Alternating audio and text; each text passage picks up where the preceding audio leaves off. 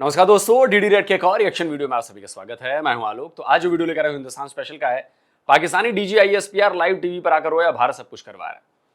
तो जी हां, पाकिस्तानी मीडिया को ये इंस्ट्रक्शंस दिए गए थे कि डीजी आईएसपीआर टीवी पर आएंगे, वो इंटरव्यूज देंगे, वो बताएंगे और उनकी सारी बातों को सच माना जाएगा, उनकी बातों को क्रॉस क्वेश्चन नहीं किया जाएगा। वो जो भी कहें उनकी हां में हां मिलाना है और उसे बतौर सच जो है वो पेश करना है पाकिस्तानी मीडिया पर, ताकि पाकिस्तान की जो आवाम है उसका ध्यान भटक सके कि भैया ये ईरान छोड़ो, गाजा पीस प्लान छोड़ो, पाकिस्तानी आर्मी जो यहूदियों के साथ मिलकर काम कर रही है उसके बारे में छोड़ो। भैया भारत है पीछे अफगानिस्तान के, पैसे दे रहा है। इसका नैरेटिव बिल्ड होना चाहिए। तो पूरी पाकिस्तान, अब बेचारी पाकिस्तानी मीडिया भी क्या करे, वो मजबूर हैं, नहीं तो ऑफ एयर कर दिए जाएंगे। हामिद मीर तो हो भी चुके हैं, चैनल बंद हो जाएंगे, ये हो जाएगा, वो हो जाएगा। लेकिन पाकिस्तान ये जो गेम खेल रहा है ना, वो बड़ा डेंजरस गेम खेल रहा है और पाकिस्तान को इस बात का एहसास नहीं हो रहा है कि जिस गेम को वो थोपना चाहता है वो गेम उसी के लिए कब्रगाह बन सकती है, वो गेम उसी का गेम ओवर कर सकती है। अभी देखते जाइए, भारत को तो आपको जितना घसीटना है घसीटो, भारत पर जितने इल्जाम लगाने हैं लगाओ, भारत को जितना दोषी बताना है बताओ, सच्चाई छुप नहीं सकती कभी, ये याद रखना। सच्चाई यही है जो पीछे ये टंगी हुई है तस्वीर। सरेंडर कौम हो, सरेंडर आर्मी हो। जाकर किसी भी पाकिस्तानी को शक है तो जाकर जरा गूगल करो,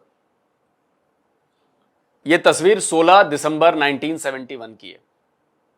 जाकर सर्च करो कि 15 दिसंबर, ठीक एक दिन पहले, 24 घंटे पहले, 15 दिसंबर 1971 को नियाजी का बयान क्या था। ये सारी चीजें क्लियर होंगी। जितना झूठ का परचम लहराना है लहरा लो, लेकिन दुनिया जानती है कि झूठ टिकता नहीं है। सच जब निकलेगा तो झूठ की धज्जियां उड़ जाती हैं और 78 सालों से भारत यही कर रहा है और 78 सालों से आप लोग यही कर रहे हो और नतीजा सबके सामने। चलिए जरा देखते हैं। जमीन अफगानिस्तान की और हाथ भारतीय। तर्जुमान पाक फौज ने पाकिस्तान में दहशतगर्दी के पीछे छुपी हकीकत बता दी। डीजी आईएसपीआर ने कहा, पाकिस्तान अफगानिस्तान नहीं दहशतगर्दों से लड़ रहा है। दहशतगर्दी के हर वाक़े के पीछे भारत है। आप अफगानिस्तान से इस वक्त जंग में ईरान की साइड के ऊपर इसराइल और अमेरिका हमले कर रहे हैं। इंडिया रोक के बैठा हुआ है, वो कहता है ये सिंदूर जारी है, अभी फेज़ 2 आना है। बदतरीन आपका दुश्मन है। इस मौके से शायद वो फ़ायदा उठाने के लिए बेकरार बैठा हो। और अगर अफगानिस्तान वाली सूरत हाल से सबसे ज़्यादा खुशी इस वक्त इंडिया में हो रही होगी कि बहुत अच्छा है, पाकिस्तान का एक बॉर्डर, वहाँ पर जंग चल रही, दूसरे बॉर्डर के ऊपर ईरान और ईरान वाली साइड पे अमेरिका और इसराइल हमले कर रहे हैं। इंडिया के ऊपर हमें क्या करना चाहिए? सर बहुत बदतरीन दुश्मन है वो। आपकी बलूचिस्तान और आपके केपी वाले साइड पे जितनी बीएलए को और ये जो टीटीपी वाले सारे हैं, इनकी पुष्ट पनाही के ऊपर पीछे वो खड़ा है। अजीत डोवल की स्ट्रेटजी है यही। बिल्कुल ठीक। तो वो आपकी दहशतगर्दी फैला रहा है और अब वो इस मौके की ताक में बैठा होगा कि उसको मौका मिले और कोई और रास्ता ढूंढेगा। पाकिस्तान दहशतगर्दी के खिलाफ एक जंग लड़ रहा है। ये दहशतगर्दी के खिलाफ जंग जो सी, ये दहशतगर्दों ने और उनके स्पॉन्सर्स ने पाकिस्तान पे इम्पोज की हुई है, जिसके बारे में पाकिस्तान में आपको, एकेडेमिया को और सबसे इम्पोर्टेंट इसके बच्चे को पता है कि इस दहशतगर्दी के पीछे हिंदुस्तान का हाथ है, जिसमें वो बेस ऑफ ऑपरेशन अफगानिस्तान को। जैसे हमारे यहाँ बच्चे को पता है कि तेरा बाप एक आतंकवादी है, जैसे यूनाइटेड नेशन को पता है कि तेरा बाप एक आतंकवादी था, पूरी दुनिया को पता है कि डीजी आईएसपीआर का बाप एक आतंकवादी था जिसे गिरफ्तार किया गया था। क्या नहीं पता? ये लगाओ भाई सबूत। ये स्क्रीनशॉट देखते चलो, ये यूनाइटेड नेशन का सब स्क्रीनशॉट लेके आया हूं मैं, जिसमें साफ साफ बताया गया है कि इसका जो बाप था, ये तुम्हारे ये चौधरी का बाप, ये आतंकवादी था। ओसामा बिन लादेन, अलकायदा के साथ काम किया हुआ है इसने, ये बहुत कुछ करने वाला था। तो एक सबूत दिखा दो कि टीटीपी की फंडिंग भारत से हो रही है, एक सबूत दिखा दो कि अफगानिस्तान के पीछे हमारा हाथ है। मैंने तो सबूत दिखाए। कि DGISPR का बाप आतंकवादी था, उस पर UN सैंक्शन की लिस्ट में है वो। तुम दिखा दो। अगर भारत आतंकवादियों को सपोर्ट करता है तो भारत का एक बंदा यूनाइटेड नेशन का डेजिग्नेटेड टेररिस्ट क्यों नहीं है? और क्यों पाकिस्तान के 139 UN डेजिग्नेटेड टेररिस्ट लिस्ट में शामिल हैं? और अभी जो कई सारे डेजिग्नेटेड लिस्ट में नहीं आए उनकी संख्या हजारों में है। बता दो भाई। प्रोपेगेंडा करना है तो करो ना यार, करो प्रोपेगेंडा, लेकिन प्रोपेगेंडा चलेगा नहीं फैक्ट के आगे। और फैक्ट जो है मैंने आपको बताया, कोई काट के दिखा दे मेरा फैक्ट। मैंने तो DGISPR की बातें ही सबूतों से उसका मुंह बंद करा दिया। मेरा भी मुंह बंद करा दो सबूतों से। है किसी पाकिस्तानी में हिम्मत?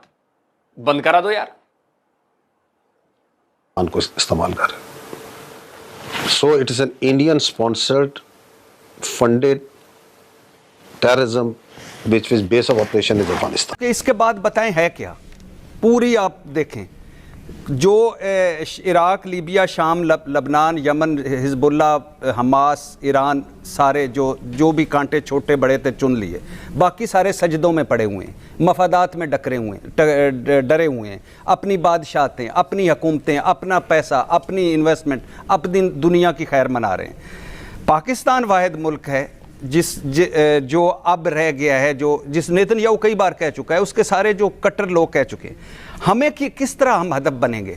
हमें, जैसे एयर मार्शल साहब बात कर रहे थे कि हमें सबसे पहले वो टकरेगा बजरिया भारत, फिर टकरेगा बजरिया अफ़गानिस्तान, फिर टकरेगा बजरिया IMF, फिर टकरेगा बजरिया मईशत, फिर हम पे लड़ेगा बजरिया सियासी अदम इस्तेकाम और अंदरूनी नफ़रत और तकसीम। और आज ये जो नफ़रत और तकसीम हमारे अंदर है कि कभी मुस्लिम लीग और पीपल्स पार्टी उस तरफ और हुकूमत उस तरफ, कभी PTI उस तरफ और ये इस तरफ, ये कोई अंदर की नहीं है, इसमें बड़े बैरूनी प्लेयर्स भी हैं। ये हमारी जो नफ़रत और तकसीम है ये ख़ास स्क्रिप्टेड है, ख़ास मनसूबाबंदी। आज आप देख लें अफगानिस्तान के जो मुफ्ती साहब हैं, उन्होंने आपके खिलाफ फतवा दिया है। उन्होंने कहा कि आप पाकिस्तान के खिलाफ जिहाद करें, पूरी दुनिया के मुसलमानों को कहा। I hope you are aware of that. अब आप क्या से मैं पूछना चाहता हूं, क्या अल्लाह की मदद आएगी अब? जब आपने ये अटैक किया और जब वो आपके ऊपर अटैक करेंगे, अल्लाह किसकी मदद कर रहा होगा? मैं तो नहीं समझ पा रहा भैया।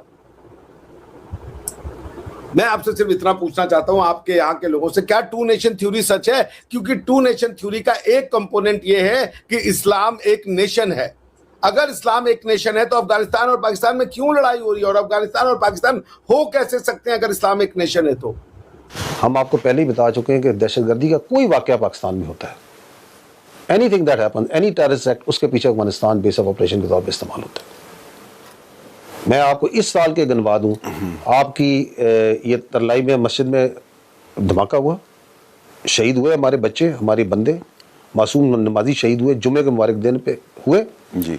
दहशतगर्द किधर से आया था? अफगानिस्तान से आया था। वहीं पे ट्रेनिंग ली थी, वहीं से तैयार होकर आया था। वाना कैडेट कॉलेज में आपके बच्चों पे हमला हुआ, 5 दहशतगर्द मारे गए, 5 के 5 अफगानी थे या नहीं थे? बाजोड़ में हमला होता है, बन्नू में हमला होता है, आपकी पुलिस पे हमले हो रहे हैं, आपके शहरियों पे हमले हो रहे हैं, आपकी मसाजिद पे हमले हो रहे हैं। कहाँ से आ रहे हैं? अफगानी आ रहे हैं। तश्कीलें कहाँ से आ रही हैं? अफगानिस्तान से आ रही हैं। ठीक है। आधे से ज़्यादा तश्कीलों में लोग अफगानी शामिल हैं, उनके अपने शहरी शामिल हैं। किधर है लीडरशिप इन दहशतगर्द तंजीमों की? किधर है वो खारजी नूर वली? किधर है वो बशीर ज़ेब? किधर है वो खारजी गुल बहादुर? किधर है वो? अफगानिस्तान में। ऊपर की नीचे की सबको उनको वहाँ छुपाया हुआ है। तो that is the larger context. So why I am saying it, because ये नहीं कि हमने कोई अफगानिस्तान के ऊपर कोई जंग इम्पोज की हुई है। No, the war on terror has been imposed on us. हजारों हमारे बच्चे शहीद हो चुके हैं, and we have been fighting it.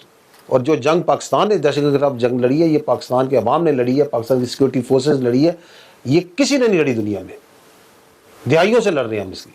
मैं बात कर रहा हूँ इंटरनेशनल मीडिया की, खासतौर पे न्यूयॉर्क टाइम्स जो है उसने एक नॉर्वेजियन रिफ्यूजी काउंसिल का एक नॉर्वेजियन हेड है उसका इंटरव्यू किया है। वो उनकी फिगर्स को तो नहीं एंडोर्स कर रहा, वो तो 400 कह रहे हैं, लेकिन वो कह रहा है कि यहाँ पे कुछ सिविलियंस जो हैं वो उनको टारगेट तो किया गया है, तो उनको छोड़ दें जो डिसक्रेडिटेड हैं। इससे आप ये नहीं समझते कि इंटरनेशनल मीडिया में एक पाकिस्तान के बारे में एक नैरेटिव क्रिएट होगा कि पाकिस्तान जो है वो सिविलियंस को टारगेट कर रहा है वहाँ पे। अच्छा, मुझे ये बताएं कि ये जो आपकी और मेरी तशखीस है ना, ये इंटरनेशनल मीडिया की तशखीस है with a civilian and a military, वो तो बड़ी क्लियर है। हाँ। But we must understand there is no such distinction which exist in Afghanistan under this Afghan Taliban regime.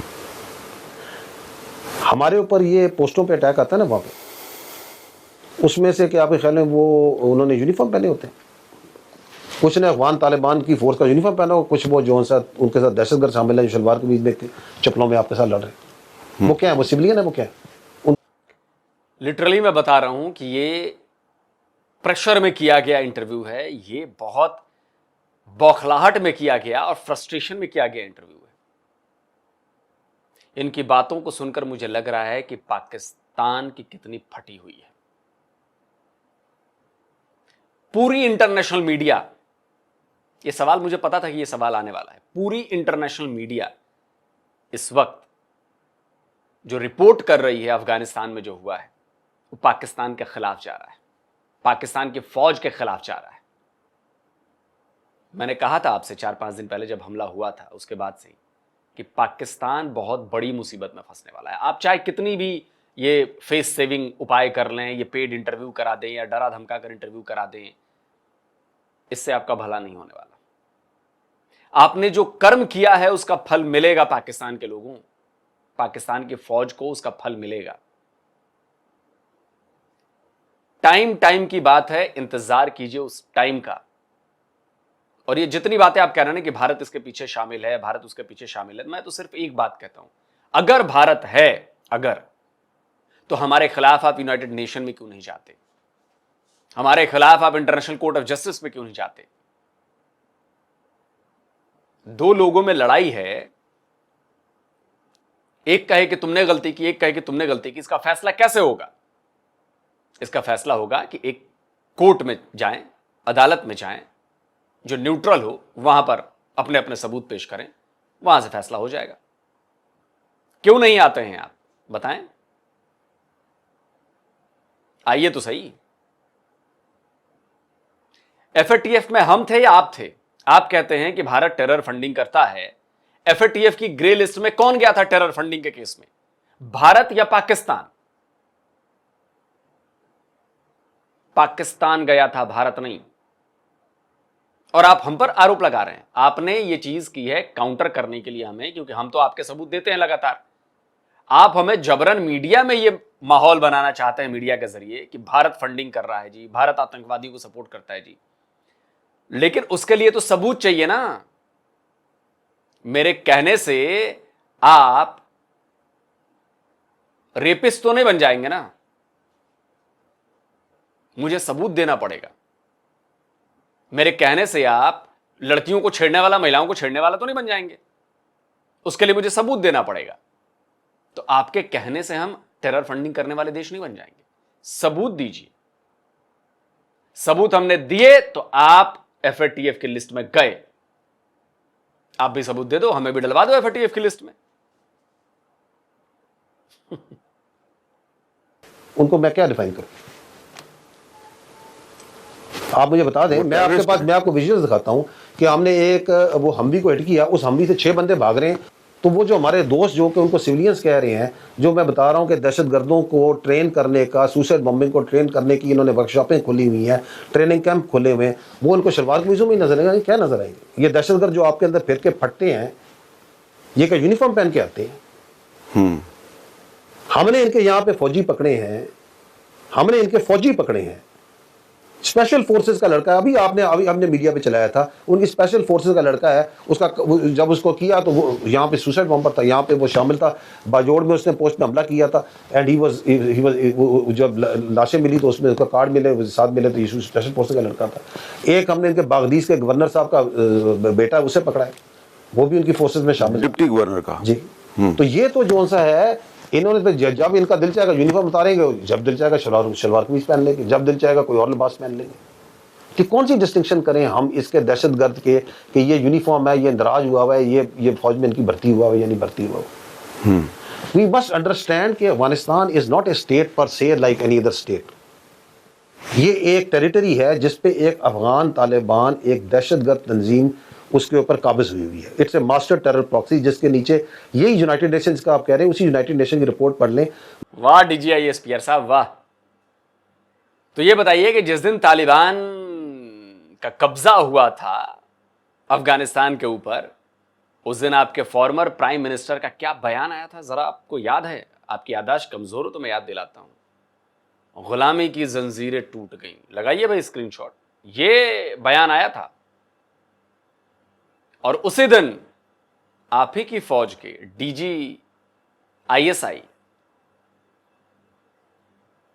याद है ना, चाय का कप लेकर खड़े थे और फोटो आप लोगों ने बड़ी वायरल कराई थी, जिनका कोर्ट मार्शल कर रहे हैं आप लोग। याद है कि नहीं है DGISI? लगाइए भाई, तस्वीर लगाइए भाई। तो आप लोगों ने तो बड़ा जश्न मनाया था भाई। आज आप पलट गए अपनी बातों से। आपके जैसा पलटूराम तो हमने देखा ही नहीं कभी जिंदगी में। एक आपके पहले वाला भी था, मेजर जनरल आसिफ गफूर, वो भी पलटा था। हमने भारत के 2 फाइटर जेट मार गिराए हैं, 2 पायलट को पकड़ लिया है, शाम होते होते 1 पायलट हो गया, वो दूसरा बंदा कहां गया वो आज तक नहीं बताया उसने।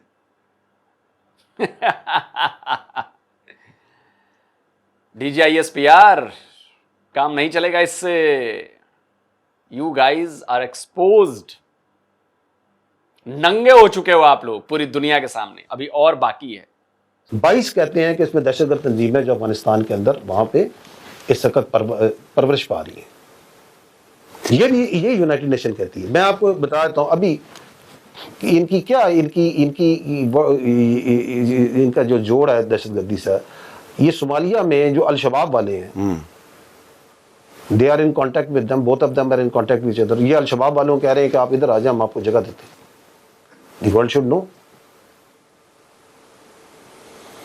ओसामा बिन लादेन की औलाद के साथ इनके मैं आपकी विस्तार से बताते हैं, इनके they are in contact with them. वो हमजा उसका बेटा उसके साथ कॉन्टैक्ट में कि आपको हम जगह देते हैं, आप इधर आ जाए, हमारे पास आ जाए। चलिए दोस्तों, वीडियो खत्म हो गया। ओसामा बिन लादेन का जिक्र किया है। अगर मैं होता हामिद मीर की जगह और जरा भी आपके गूदे में दम होता ना हामिद मीर, तो इस सवाल पूछते कि आपने ओसामा बिन लादेन का जिक्र किया है, ओसामा बिन लादेन पाकिस्तान में क्यों मिला? फौज बताए ना, ISI बताए ना कि फौज क्यों मिला है ओसामा बिन लादेन यहां पर। इतने सालों तक वो पाकिस्तान में कैसे रहा, फुल सिक्योरिटी में कैसे रहा? हामिद मीर सवाल पूछते ना, स्क्रीनशॉट लगाओ भाई, उस पाकिस्तानी आर्मी के अफसर के बारे में जिसने CIA को और बाकी लोगों को जानकारी दी कि पाकिस्तान की फौज ने, पाकिस्तान की खुफिया एजेंसी ISI ने ओसामा बिन लादेन को एबटाबाद में यहां पर छुपा कर रखा है। ये स्क्रीनशॉट पढ़िए ना। क्यों नहीं सवाल पूछ लिया मिस्टर हामिद मीर? बड़े बहादुर पत्रकार बनते हैं। DGISPR का मुंह पे मारना चाहिए सवाल कि आपने ओसामा बिन लादेन का जिक्र किया। ओसामा बिन लादेन पाकिस्तान में क्यों मिला? इस सवाल का जवाब दे दीजिए। और आपकी आर्मी का इतना बड़ा ऑफिसर जो आज सेटल्ड है बाहर, मस्त आराम से, कैसे मुमकिन हुआ ये जो गद्दारी की आपके आर्मी के इतने बड़े ऑफिसर ने? फिर तो दोस्तों, DGISPR का ये फ्रस्ट्रेशन में दिया गया इंटरव्यू है। डैमेज कंट्रोल करना चाहते हैं, अपने आप को बचाना चाहते हैं, लेकिन ये हो नहीं पाएगा। DGISPR को ये बखूबी पता है कि इंटरनेशनल मीडिया में उनकी पोल खुल गई है। जो कभी पाकिस्तान प्रो मीडिया हुआ करती थी, अल जजीरा, BBC, ये लोग भी अब पाकिस्तान को असलियत दिखाने पर आ गए हैं, क्योंकि अब वो बर्दाश्त के बाहर हो चुके हैं पाकिस्तानियों की ये करतूतें। और यकीन मानिए, अफगानिस्तान से भी बहुत कुछ आना बाकी है आपके ऊपर। पाकिस्तान का बच्चा बच्चा चिल्लाएगा, पाकिस्तान का बच्चा बच्चा रोएगा। जिस तरह आपने दहशतगर्दी फैलाई भारत के भीतर, आपने दहशतगर्दी फैलाई अफगानिस्तान के भीतर, ईरान वाला तो अभी बाकी है, ईरान वाला अभी बाकी है, उधर से भी आना बाकी है। इंतजार कीजिए। दोस्तों, आप क्या कहते हैं? कमेंट करिए, अपनी राय दीजिए। जल्द मिलता हूं एक और नए वीडियो के साथ। नमस्कार, जय हिंद।